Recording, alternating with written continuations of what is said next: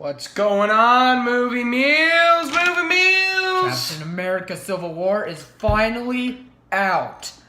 And it was awesome. And in honor of Civil War, we're gonna fight.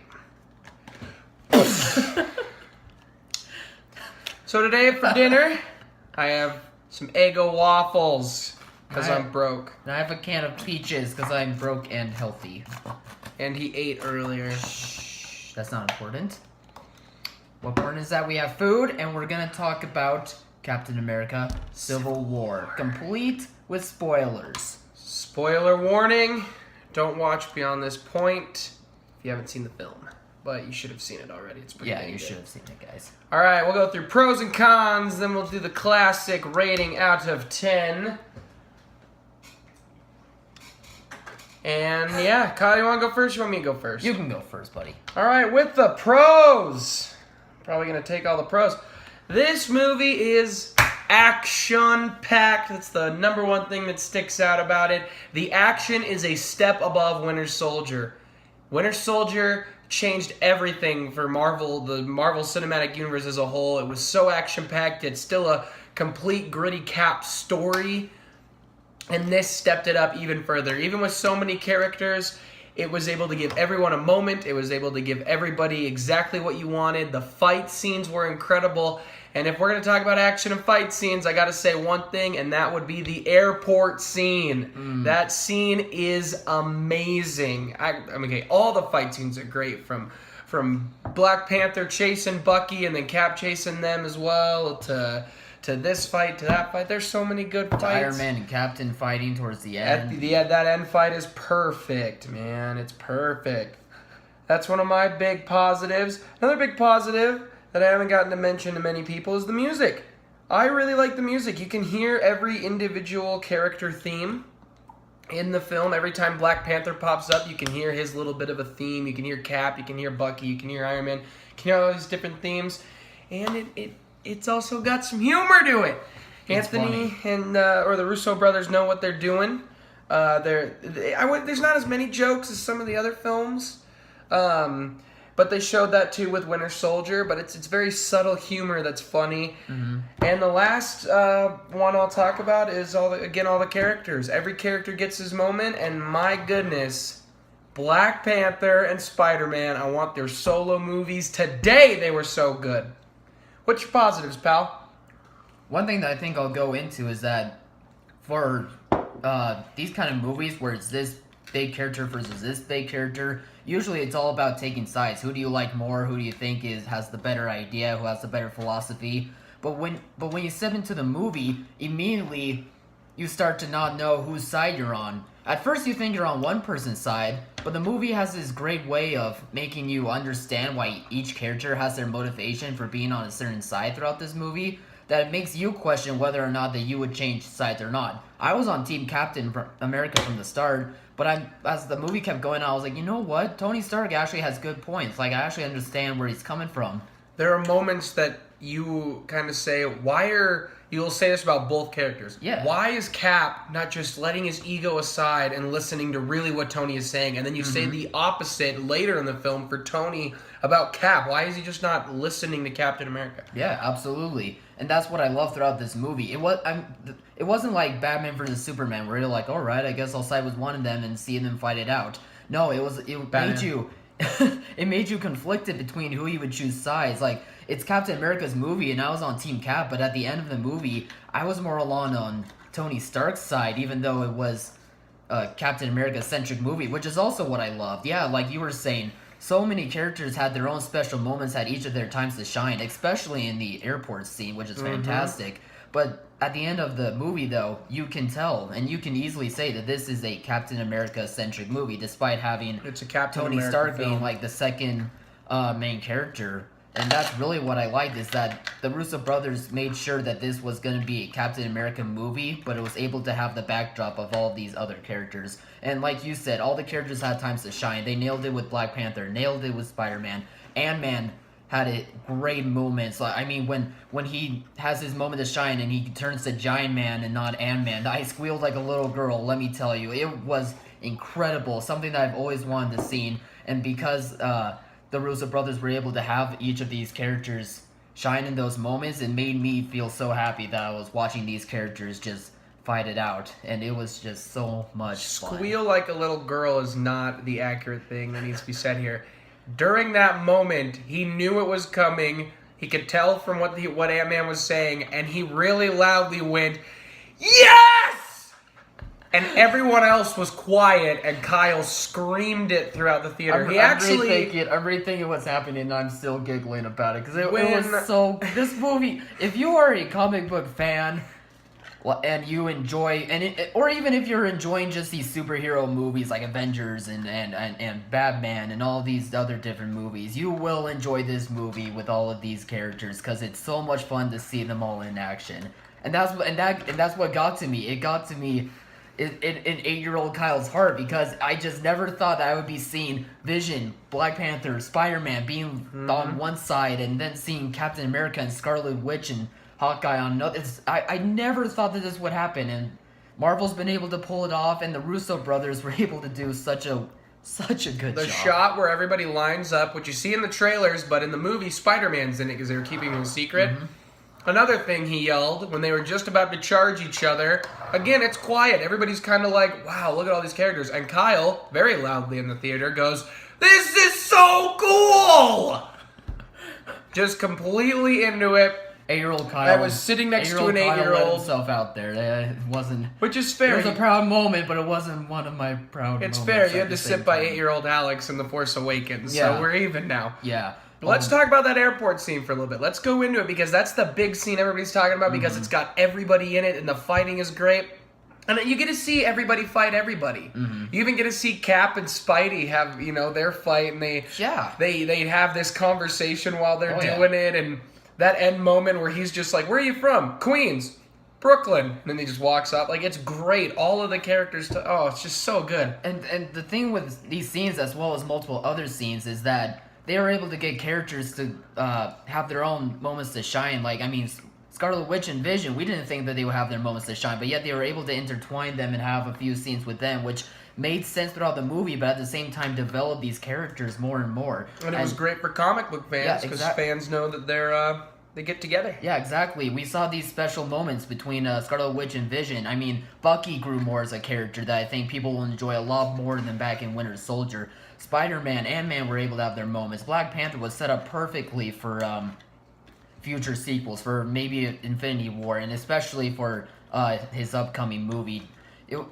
Just the way that the Russo brothers were able to have these characters get their own special moments without feeling like it's shoehorned in is something that I think is major props to them. Because usually when you have multiple characters in one movie, I mean, we've seen this with Amazing Spider-Man 2 and maybe Batman v Superman. And Spider-Man 3. Yeah, and Spider-Man 3. Like, if there's too many characters, sometimes it just feels like it's too much and it's just overcrowded. But Russo brothers were able to prove that you can make this happen. It's just all about how you do it and if it makes sense for the story. And I think that that's one thing and a big positive in what they nailed in.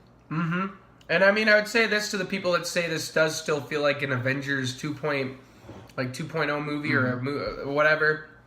It does in ways, but when you go back and rewatch the Avenger movies, everybody has their own little moments by themselves, but they're always together. And there are so many moments where it's just Cap's side and Iron Man's side, but mostly Cap's side. You see him more than you see anybody. And I mean, I've seen the movie twice now, and I was trying to really pay attention to that, and you do follow Cap so much more from beginning to end. It's about Cap and Bucky and just trying to defeat the villain. But man, that airport scene is so good. It's so well choreographed. All right, why don't we transition into negatives? You got any negatives? Or do you want me to go first again? You can go first with negatives since you started with positives, yeah. I got a couple of them. All right. I've seen it twice now. In the beginning, I felt the same. The beginning action scene, I felt the same. There's a little too much shaky cam in the very beginning. It smooths itself out through the rest of the film, but it's actually pretty easy to follow. Some shaky cams can be really difficult. You're like, what is going on? Because everything's just moving. Yeah. But there were moments where you're kind of like, but you're able to follow it still pretty well. But it's a little much. It's a little too shaky and too crazy. That's one thing, but it brushed itself out, especially when you get into the airport scene. It really felt more cohesive, but they were also filming it differently because there was much more CGI. Yeah. My other complaint, my other negative, and these are just nitpicks, is some of the CGI could have been a little touched up. There were moments where the CGI was pretty much seamless, and there were moments you were like, I can clearly tell that CGI. Then some of those are actually just before the airport scene starts. I think when they begin to fight, it all works out, but when they're just sitting talking and he yells, Underoos, I actually think the Iron Man suit doesn't look as good as it has in some of the other films when he's got the helmet off. Still, I mean, it looked great, but it could have been touched up a little bit better. And my final one is the villain. I think it's another case of Marvel not having the best villains. I thought Baron Zemo was good as a character, and I actually liked the quiet moments he had quite a bit, especially at the end with talking to Black Panther. But it was I didn't think it was necessary. They could have had all of that happen probably a little bit without him. Really, I think the differences in opinion on the Accords would have been enough. But it was still cool. He's a cool character, and it was an interesting way to see everything and unfold the way it did. Mm-hmm. Those are my 3 little nitpicks. Yeah, going back to the villains, I would almost say the same thing with Crossbones. I was excited when they were announcing that Crossbones was in this movie. I wish he had a little bit more of a role in the movie than to just be in the beginning and then just being killed off, just so that way the main plot is just a setup for the rest of the movie. Because I wanted to see Crossbones in the movie, and I'm glad that I got the little nugget that I did of him, but it was just disappointing to see him have to just leave quickly after, I don't know, 5-10 minutes. That's why I'm bummed maybe. They killed him. Yeah. Maybe if they would have been able to capture him or something. Know. But they needed the bomb to go off. Yeah, and I mean, it's almost the same as you with the little nitpicks with CGI here and there. But, I don't know. For me, I don't think this is one of the worst villains that we've had in the I don't think universe, it's the though. worst. In fact, I actually think he might be one of my favorite villains. I don't know. I just like that it wasn't a villain that's like, I'm gonna take over the world and I'm gonna do it with a big army, like we've seen in Age of Ultron, like we've seen in the first Avengers. Even though I've liked Ultron for the most part, and I really have liked Loki as a villain, I just like that Baron Zemo as a villain. It was just a small. It seems like a really smaller reason for him why he's doing all this, why he's having these heroes fight each other. But it made sense towards the end of the movie, and it just impacted me that it was just a villain that can just plant these little seeds into the heroes' heads enough so that way they can get them to just go against each other and eventually just almost destroy the Avengers team pretty much. No, I liked him, but I don't think he was necessary. I think you could have not had him and had that, and it still would have worked out just fine. I did like him, though. He's definitely not the worst MCU villain. Yeah. Thor 2, I'm looking at you. But I know I did like him, and that's just a small nitpick. But yeah, those are my only negatives. Yeah, I mean, this movie doesn't really have too much to really nitpick about. I mean, stuff with the villain, sure, it doesn't need to be. He probably doesn't need to be in there, but I think it was just a smart way of having the villain do something different. Very smart too with trying to adapt the comic book.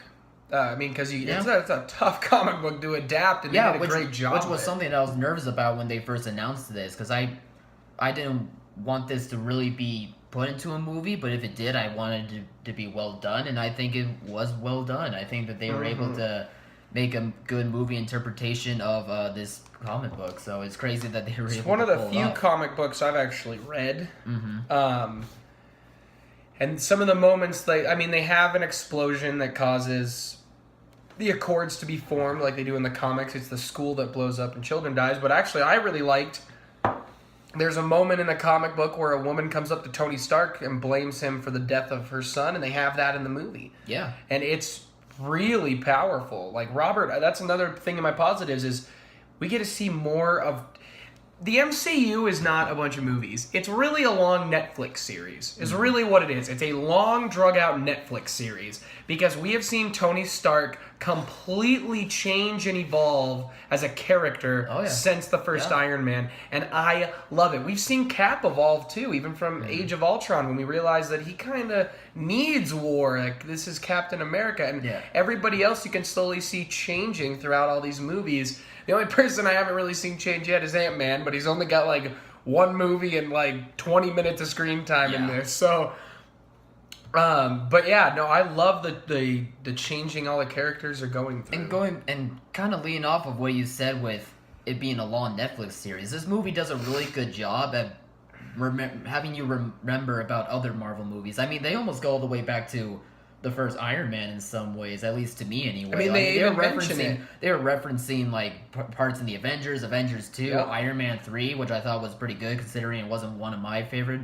parts of the MCU. So that was something that I really liked, is that all the events from the past movies led up to what this Civil War is about, and that's what made me feel great. That's why I like this movie so much, is because it connects these movies even more. No, absolutely it does. Yeah. And there's so many little nuggets, from Pepper Potts talking about them to I mean, Tony says it. He goes, as soon as I found out what my weapons are being used for, I shut it down, stuff like that. So it's great. I can't wait for Doctor Strange, because it'll be nice to get a little away from the big group. And man, I can't wait for Spider-Man, for Black Panther. Spider-Man, Black Panther with Ryan Coogler directing. Come on, man. Yeah, Infinity War with these Russo brothers directing that. I have more confidence in Infinity War, especially Infinity War Part 1, now that the Russo brothers are directing those, and what I've seen from Civil War. They know how to handle it, man. They know how to handle all those characters. They know what the MCU is gonna be like. I have a little bit more confidence now that I've seen Civil War. I am That's so excited. Well, you got any final thoughts? This movie is so much fun, whether you're just going to see a movie just to watch and have a good time, or whether you're a hardcore comic book fan. It's a lot of fun to watch. Characters have moments to shine. We have 2 new characters in Black Panther and Spider-Man. Lots of great action, funny little moments here and there throughout the movie. Not maybe laugh out loud moments, but enough so that way there's some humor in it. And it's nice between all the seriousness and having humor. Oh no, for sure. I mean, I've seen it one more time than you have, though, and like going from the big audience to the littler audience, the humor hits, but it's not as laugh out loud without all the nerds who haven't seen it yet on day one. But the most laughs come from Tony Stark and Spider-Man. I noticed that today. That was the most laughs, and they almost always involved Spider-Man because he's hysterical. Even that one little line where it's like, there's usually not that much talking in a fight, kid. And he's like, oh, okay, sorry. And he's like, just making all these little quips. It makes me so, he was perfect. And you remember when they were talking about how they brought in him and Asa Butterfield, and there were a couple other people, and they had them on set. I think it was that Tony Stark scene. I think it was the Tony Stark scene in the room is the one they tried all of them in with scripts to see who had the best chemistry. And Tom Holland, I think, nailed it, because it's just so funny. Yeah. Like everything they did. Like, I'm so glad Robert Downey Jr. is going to be in Spider-Man, because it's going to be so great with their quips back and forth. It's going to be awesome. I can't wait.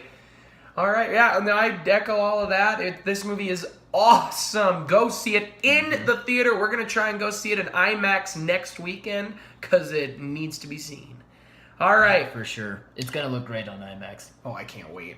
You got a rating out of 10? I'll go 9 out of 10. I won't be shocked if I see it in IMAX and give it a 9.5 out of 10, but I think right now a 9 is a perfect score for this movie. I'm echoing that. 9 out of 10, my man. This movie is awesome. Go check it out. Let's go. All right. Well, we have finished our meals. Go check out Civil War. Yes. As always, Mother, thank you for watching. This is the day after Mother's Day. We're filming this. Happy Mother's Day to all the mothers out there. All right, buddy. It's been good talking with you. Thank you, man. Goodbye. See you guys.